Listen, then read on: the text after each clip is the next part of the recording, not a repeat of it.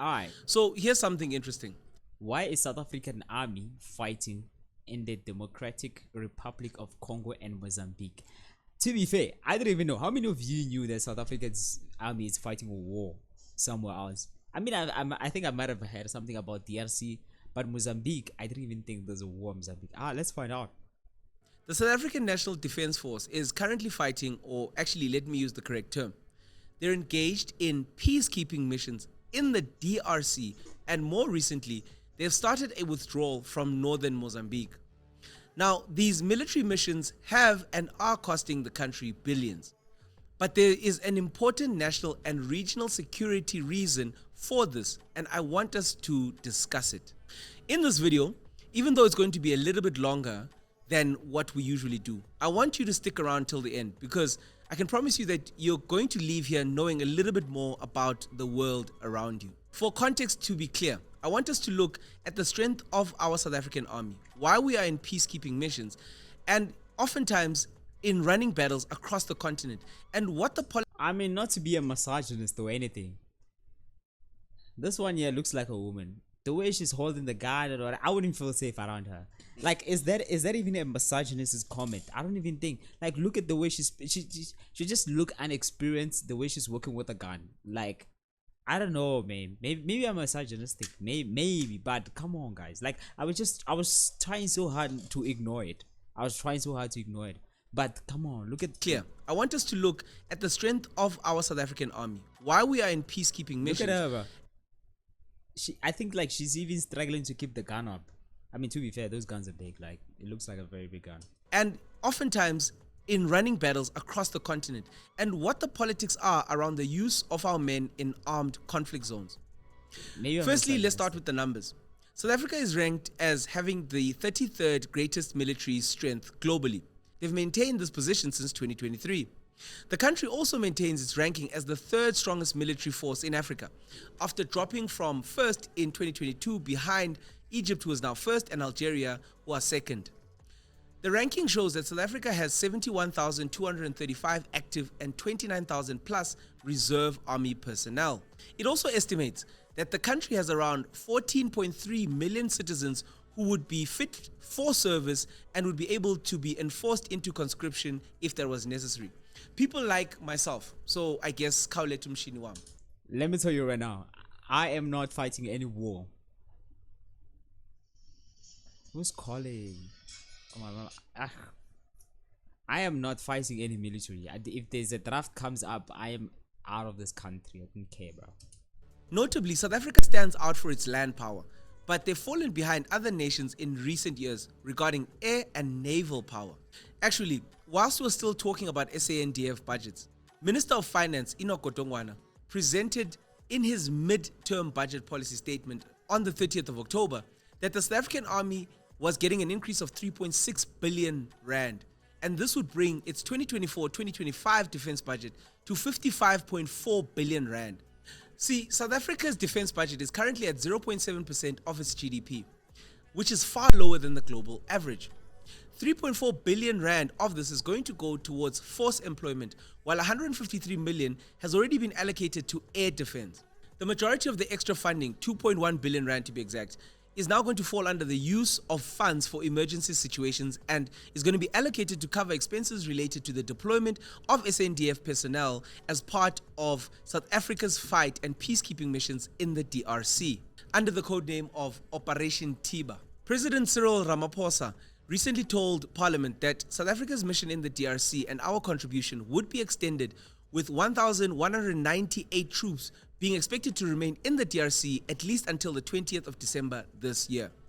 Defense experts actually say that the revised budget allocations are not nearly enough because there are indications that with the DRC and Mozambican missions still being underfunded by 300 million rand and 100 million rand respectively.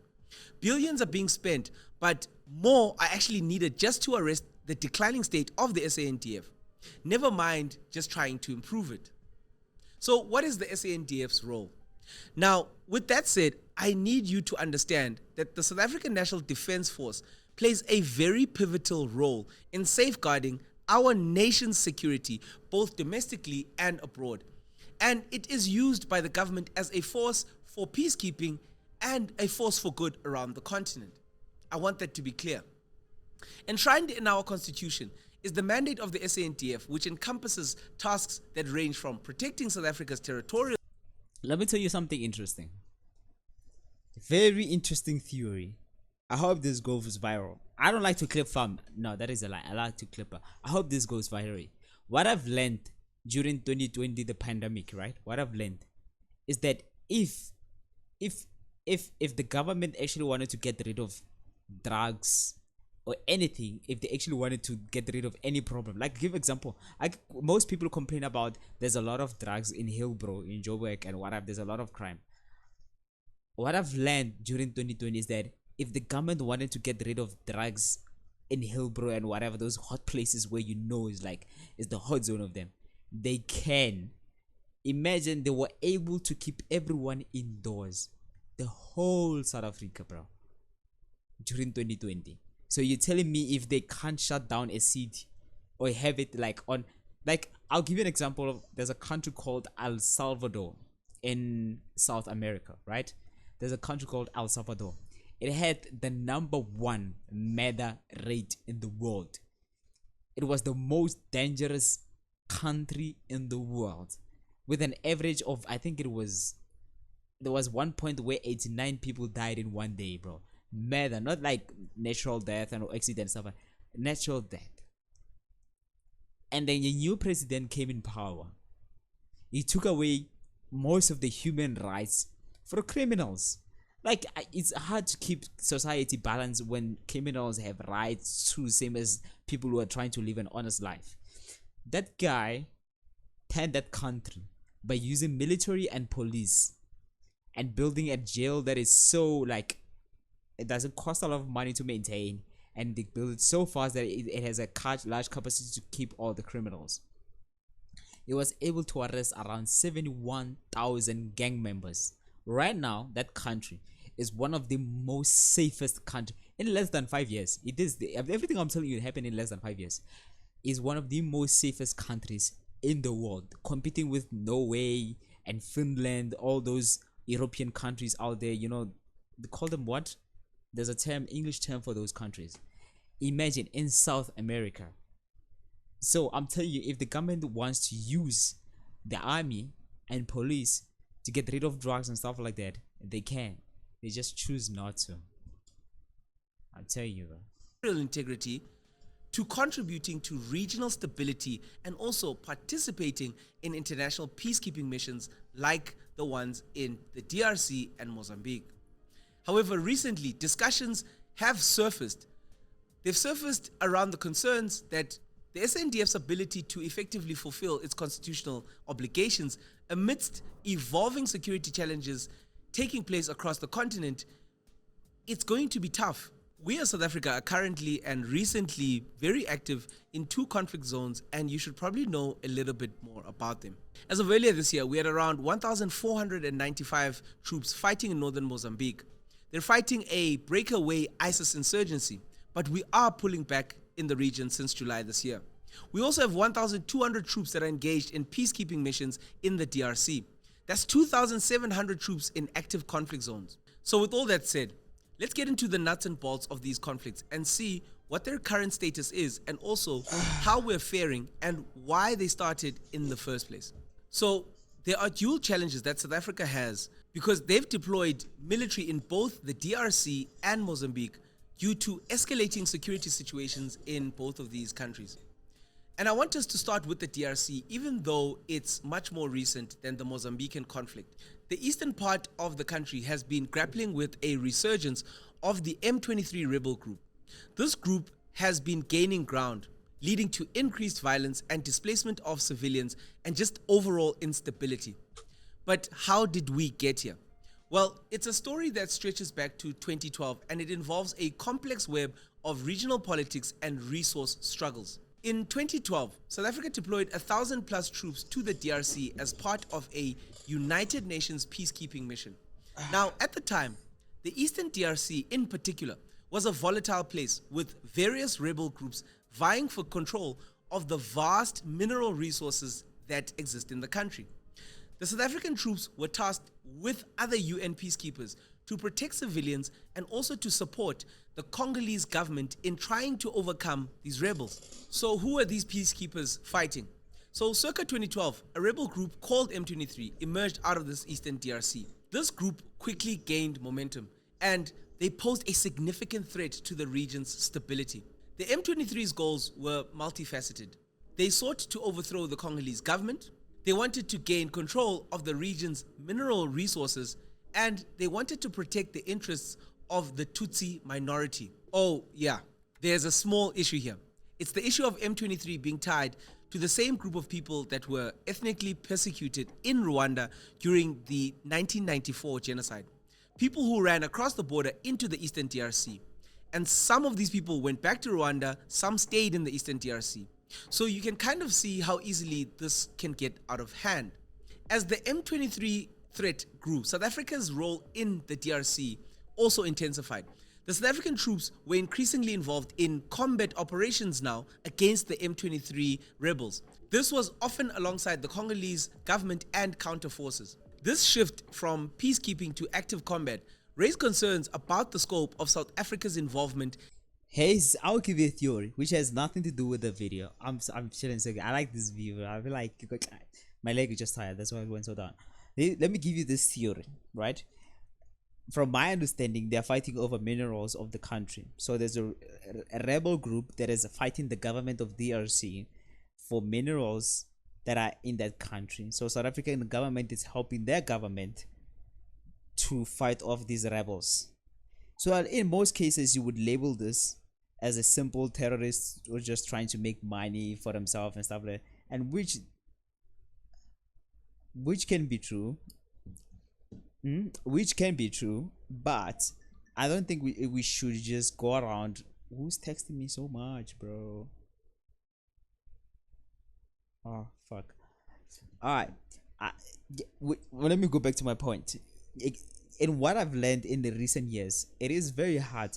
In the real world, there are no bad guys. Oh my god, let me put my phone on silent because I can't.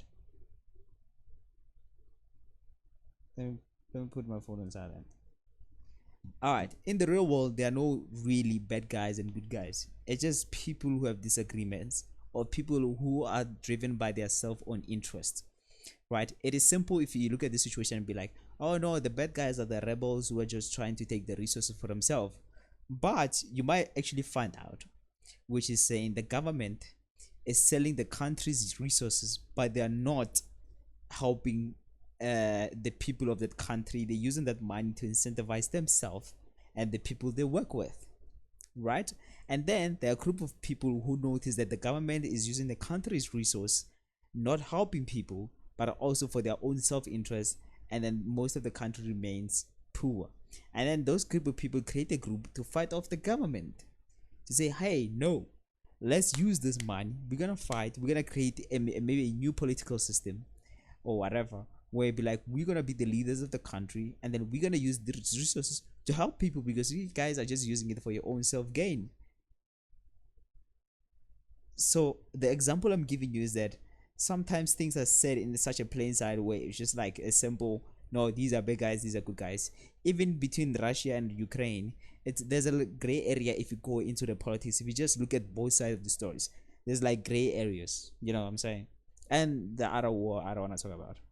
So it is very easy when you hear someone talks about, I'm not saying he's not, I'm not saying him particular, it's just that in the hindsight where people are just saying they're fighting rebels or terrorists, or most, that is the word that is thrown a lot. The word of terrorists, it gets thrown a lot, you know what I'm saying, to accuse of people of just being terrorists and whatever. But if you read into why they're terrorists, you find out, you know, I mean, both groups of people have a good point for what they're fighting for, you know what I'm saying, and the potential risk to its soldiers. So why is South Africa even involved? There are several reasons why South Africa has chosen to engage in the DRC. One, it's regional. Two, it's stability. Pan-Africanism is the other. When we look at regional stability, South Africa views the stability of the DRC as being crucial for the overall security of the region.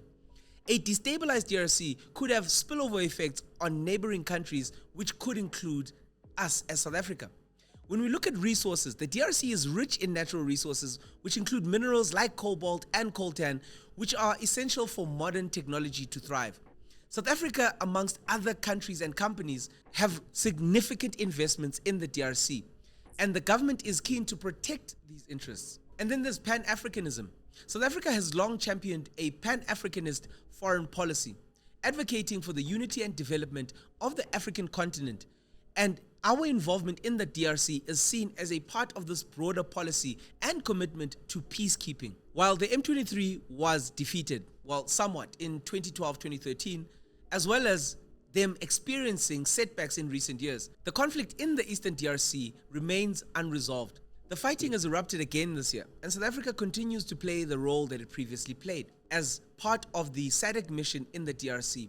But the exact nature and extent of its involvement are subject to ongoing debate around the funding of the troops and the type of backing that government is giving them this time around. There's also another angle here, that Rwandan President Paul Kagame and the Rwandan government, and possibly even Uganda, are funding M23 for their own gains and likely even territorial gain.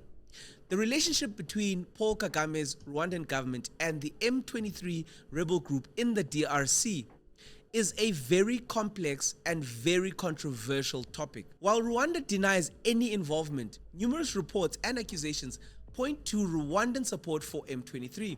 And I want us to go through some of these key points. When we look at these accusations, there are multiple UN reports that have implicated Rwanda in supporting M23, citing evidence of Rwandan troops fighting alongside M23 rebels, providing them with weapons and ammunition, and even offering logistical support. Then there are eyewitnesses, people who in the Eastern DRC have reported seeing Rwandan soldiers fighting alongside these rebels. There are even experts on the region who have analyzed M23's tactics and their strategies, concluding that they bear the hallmarks of Rwandan military operations. I must make it also very clear that the Rwandan government have consistently denied any involvement with M23.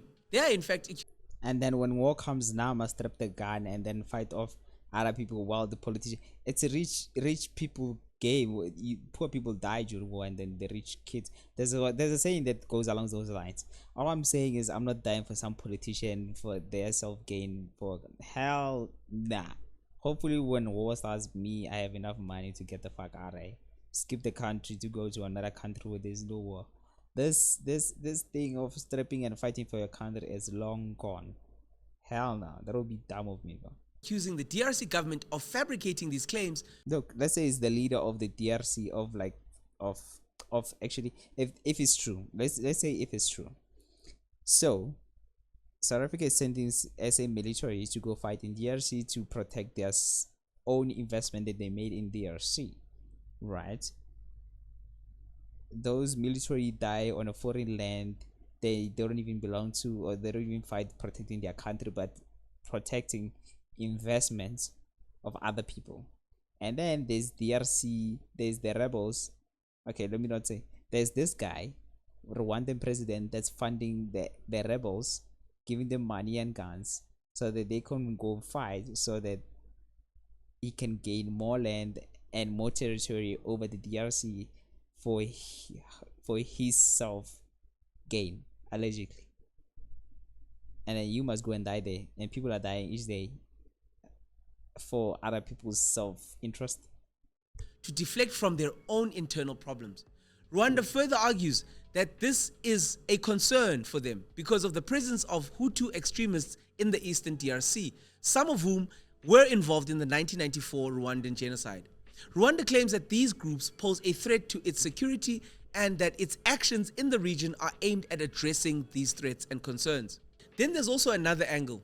There is the possibility of economic interest. The Eastern DRC is rich in minerals, and Rwanda may be seeking to gain access to these resources as well as the territory. By supporting M23, Rwanda may be seeking to increase its influence in the region and even its power, its soft power. And they're trying to counterbalance the influence of other regional powers in the same region. It's important to note that this is a complex issue with multiple perspectives. While there is strong evidence suggesting that Rwandan support for M23 is there, the Rwandan government is heavy in denying their involvement. And I guess you guys have to make that claim for yourself. Let us know in the comments what you're actually thinking. Do you think that Rwanda's role in all of this is bigger than what it seems? As the situation in the DRC continues to evolve, South Africa's role will likely remain a subject of international and regional scrutiny, as well as a domestic debate. But I want us to move to Mozambique and the fight against what is and was called an ISIS breakaway group. Let's watch it. Let's find out what are we fighting for in Mozambique. What's going on in Mozambique, bro? Like, I've never heard about this one. At least I heard about DRC, but I didn't actually know all the things that are involved. The logistics of the Rwanda is also involved. I didn't know about that part. Let's find out what's happening in Mozambique. Now, when we look at the conflict in northern Mozambique, particularly in Cabo Delgado province, it's also quite complex and a challenging situation for the SADC region and the continent. We, as the southernmost part of Africa, are generally seen as the quiet part of the street. However, the insurgency in the region, which is linked to a much more well-known ISIS state, has caused significant displacement, loss of life, and economic disruption. Wait, there's ISIS in Mozambique? I thought ISIS is only in I thought ISIS is only in Afghanistan, bro. I never thought there's ISIS in Mozambique. What are they doing so far, bro? Those guys been texting me. In Mozambique, South Africa from July of this year started to pull out of the region after having been there since 2021.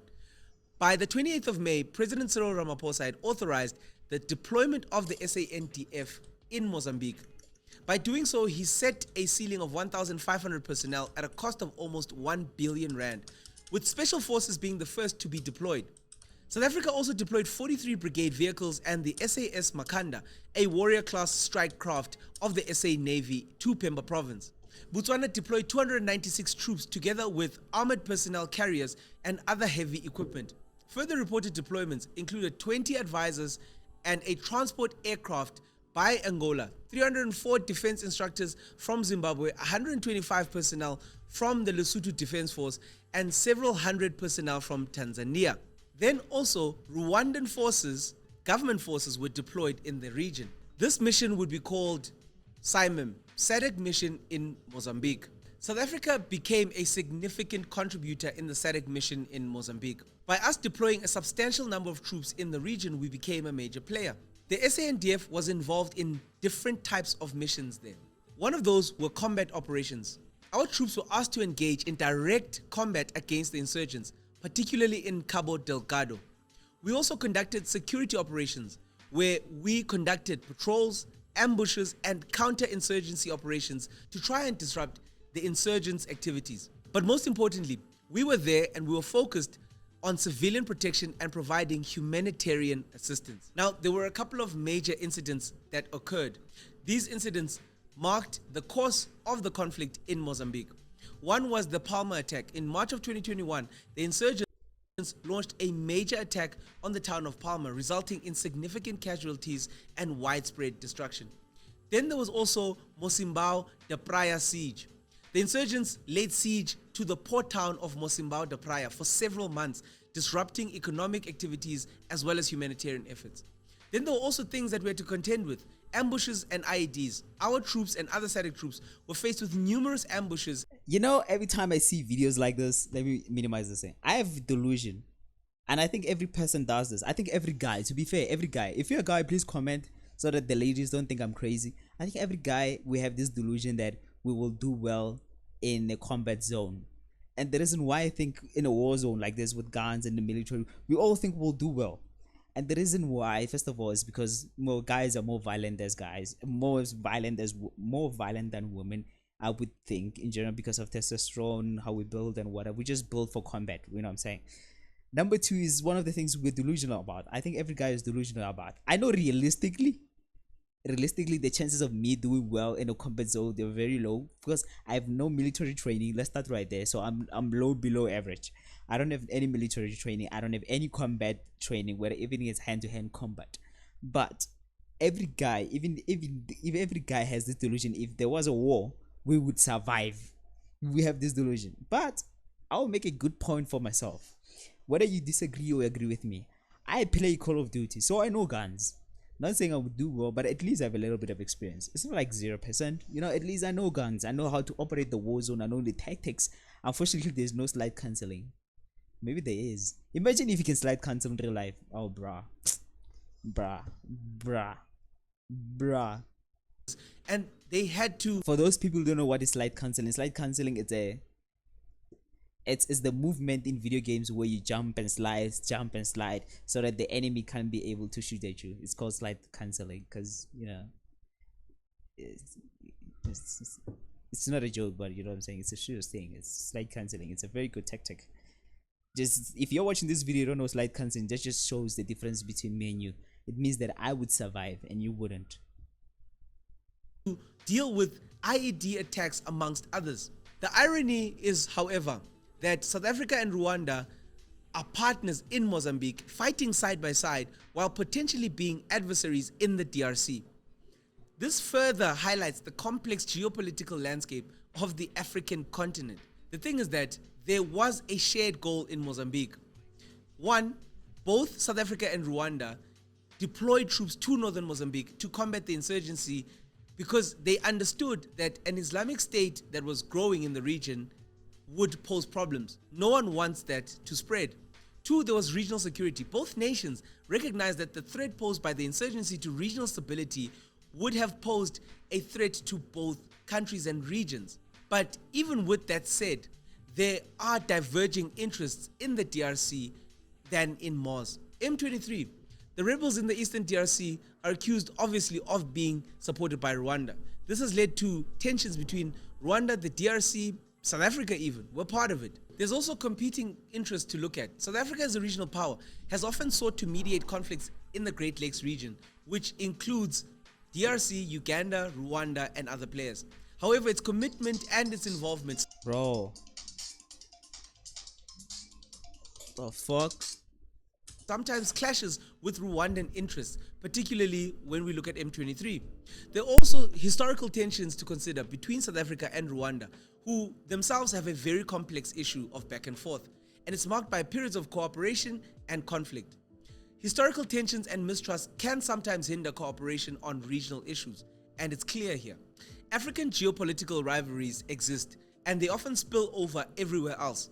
For instance, the Great Lakes region, as I've said, is really complex, and with various regional powers vying for influence in the region, and even global powers. This can often lead to competing interests and strategic alliances that shape and shift over time.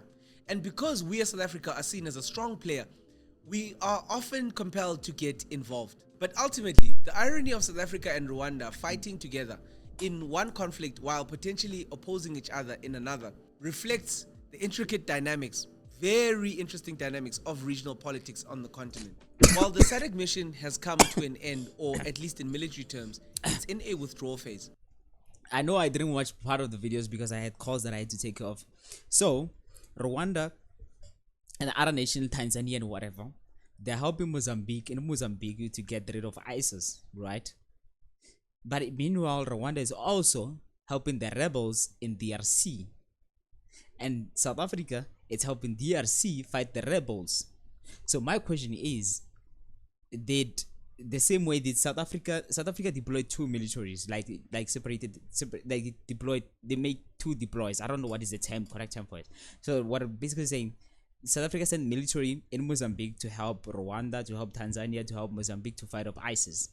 South Africa also sent military to DRC to help DRC military to fight off the rebels. My question is, did Rwanda also send their military to help DRC? Because if they didn't, then it's clear they are the ones that are helping the rebels. Do you get what I'm saying? Am I cooking? I feel like I'm cooking. Cause if they actually send their own military alongside with South Africa to help DRC to fight off the rebels, then it clears their name from being accused of helping the rebels, so that they can gain part of territory of the eastern DRC for their own profits, for their own country. But I feel like I'm cooking. I feel like I'm a very logical person when it comes to stuff like this. You know, you just have to be patient, listen, and just analyze. You know what I'm saying? I'm not making any accusations. I'm just you know. There have been significant progresses that have been made in pushing back the insurgents and stabilizing the region. The threat persists though. The insurgents have adapted their tactics and continue to operate in certain areas. The South African government has extended its troop deployment in Mozambique, which still does indicate that there is a continued commitment to regional security, even though it's not at the scale that it was before. The overall security in the Cabo Delgado province has improved, we must say that, but challenges will ultimately remain. The long-term stability of the region will depend on various factors, including continued military efforts, even though they're at a smaller scale. Economic development is needed, and also we need to address the root causes of why the insurgency started. It's important to note that South Africa's deployment in these countries was part of a broader regional effort to address these security challenges. We couldn't just stand by. The SANDF worked closely with other regional partners to find lasting solutions to very, very complex issues. Whether SIMIM has entirely achieved its mandate in Cabo Delgado remains uncertain. But it's also worth noting that while some of SIMIM's objectives were military in nature, such as the offensive operations against the insurgencies, others included civilian and humanitarian efforts, which were aimed at long-term stability. So we tried to play both sides. Now, according to Africa Research Center and Strategic Studies, despite an overall increase in deaths linked to militant Islamic violence across Africa, there was a 71% decrease in violence in Cabo Delgado during 2023. This decrease can directly be attributed to SIMIM's operations in the province. Reports indicated that SADC was able to regain control of over 90% of the territory that was once occupied by the insurgencies.